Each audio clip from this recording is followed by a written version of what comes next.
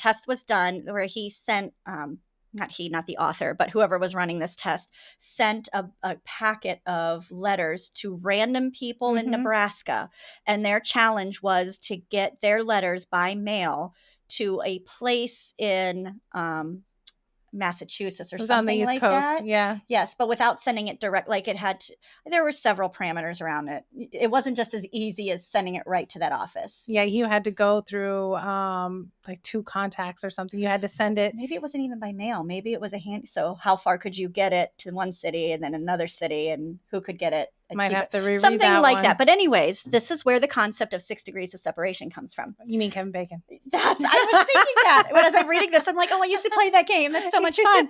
And then he like goes into, and that actually Kevin Bacon in Hollywood isn't as deep in the connectivity as other actors or actresses, mainly because of the types of roles. Well, he was younger when that game launched. So just to back up a little bit to tell you guys, if you're not familiar with the game, 6 Ways to Kevin Bacon, right? For those of you who are younger. So pretty much it's just saying like 6 degrees. What was the law? He was saying 6 degrees of separation. So it's pretty much saying that we're all connected and we all know each other through 6 people.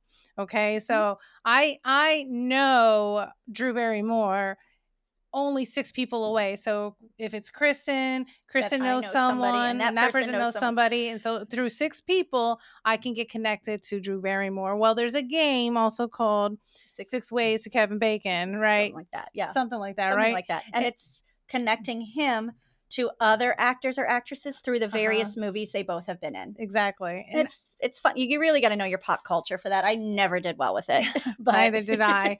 But what he's trying to say as a connector is that you have a certain way about you that you don't do it consciously. You're not doing it as a way of manipulation. You're not even doing it for money. It is just your personality as part of, it's just part of who you are.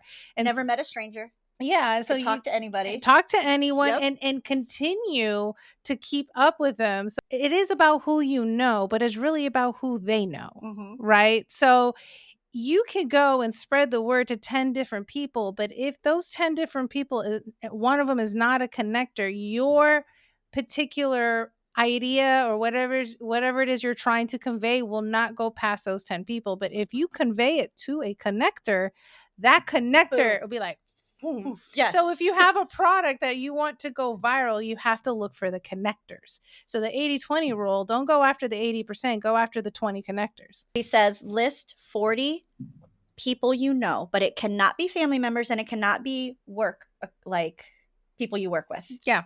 Outside acquaintances. Yep. Acquaintances, friends even. Yeah. And he even goes to describe, once you have those 40, there is probably a common denominator of somebody who introduced you to those others. Yeah, most definitely.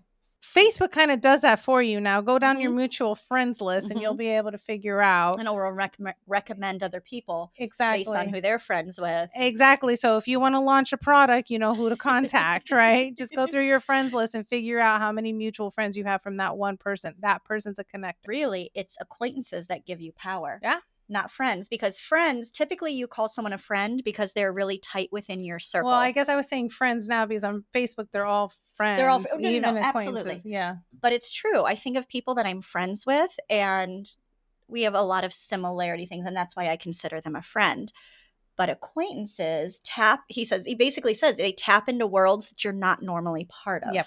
And that's why whoever has the most acquaintances really has the most power, meaning reach. If you are a connector, you have that personality where you're very much trying to keep everyone happy and you collaborate easily enough on projects that it's easy for people to reach out to you for help or for you to approach that person for help without any hard feelings. And get things accomplished because you know people who can help accomplish things and bring a team together for a greater good.